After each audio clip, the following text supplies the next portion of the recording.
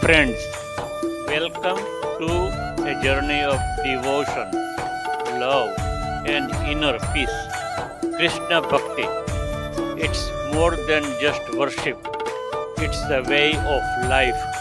It's the joy of singing His name, the comfort of surrendering our worries, and the light that guides our hearts in the darkest of times. So, here it is, enjoy it. ભગવાન શ્રી કૃષ્ણ કહે છે કે જીવનમાં તમારે જે કરવું હોય તે કરો, પણ લોભથી નહીં, અહંકારથી નહીં, વાસનાથી નહીં, ઈર્ષ્યાથી નહીં, પણ પ્રેમ, કરુણા, નમ્રતા અને ભક્તિથી કરો. ભગવાન શ્રી કૃષ્ણ અમૂલ્ય શ્લોક દ્વારા કાર્ય કરવાના હેતુનો ઉલ્લેખ કરે છે. જ્યારે કોઈ પણ કામ કરવામાં લોભ, અપ્રમાણિકતા, ઈર્ષા હોય તો તે કામ ન તો યોગ્ય થાય અને ન તો તેનું ફળ મળે. આ ઉપરાંત જે કામ આપણે દિલથી, પ્રેમથી કરીશું તે આપણા માટે જ નહીં, સમાજ માટે પણ ફાયદાકારક રહેશે. નરકના 3 દરવાજા છે: વાસના, ક્રોધ અને લોભ.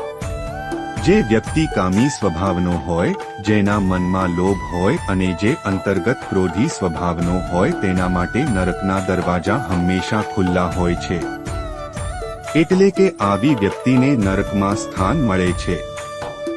હું બ્રહ્માંડની શરૂઆત, મધ્ય અને અંત છું. ભગવાન શ્રી કૃષ્ણ આ સૃષ્ટિના પાલનહાર છે. તે આ જગતનો આરંભ હતો, તે મધ્ય હતા અને અંત હશે. તમે જે ઈચ્છો છો તેના માટે તમે લડતા નથી, તેથી તમે જે ગુમાવ્યું તેના માટે રડશો નહીં. માણસને બધું જોઈએ છે પણ તે બધું મેળવી શકતો નથી. જે ન મળ્યું તેના માટે પસ્તાવો ન કરો અને જે ગુમાવ્યું, જે તમારાથી અલગ થઈ ગયું તેના માટે નિરાશ ન થા. હું સર્વ જીવોના હૃદયમાં રહેલો આત્મ છું. હું બધા જીવોનો આરંભ, મધ્ય અને અંત પણ છું. દરેક વ્યક્તિ શ્રી કૃષ્ણ સાથે જોડાયેલ છે અને શ્રી કૃષ્ણ દરેક વ્યક્તિ સાથે જોડાયેલા છે. તે આપણી શરૂઆત, મધ્ય અને અંત છે. ઠંડી કે ગરમી, આનંદ કે પીડા અનુભવો, આ અનુભવો ક્ષણિક છે. તેઓ આવે છે અને જાય છે, તેમને ધીરજથી સહન કરો. સમય સરખો રહેતો નથી. આજે દુઃખ છે તો કાલે સુખ પણ આવશે અને સુખ પછી દુઃખ આવવું સ્વાભાવિક છે. તમારે શ્રી કૃષ્ણમાં સંપૂર્ણ ધીરજ અને શ્રદ્ધા સાથે તમારું જીવન જીવવું જોઈએ. સત્યનો ક્યારેય નાશ થઈ શકતો નથી. વ્યક્તિએ સારું કામ કરવાથી ડરવું જોઈએ નહીં. લોકો ઘણીવાર સત્ય કહેવાનું ટાળે છે અથવા ડરતા હોય છે, પરંતુ સત્ય ક્યારેય છુપાવી શકાતું નથી અને તેને ક્યારેય ભૂંસી શકાતું નથી. તમે ગમે તેટલું છુપાવો, સત્ય ચોક્કસપણે બહાર આવશે. તેથી જ સત્ય પર આધારિત હોય તે કરવા કે કહેતા અને માનતા ક્યારેય ડરવું જોઈએ નહીં.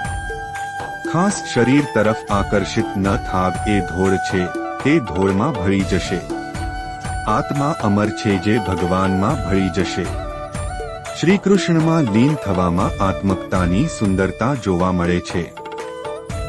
મિત્રો, જો તમને આ વિડીયો પસંદ આવ્યો હોય તો લાઈક કરવાનું, શેર કરવાનું ભૂલશો નહીં અને સબસ્ક્રાઇબ જરૂરથી કરજો. મારા ફોટા પર ક્લિક કરવાથી સબસ્ક્રાઇબ કરવાનું બહુ સરળ બની જશે. Thank you.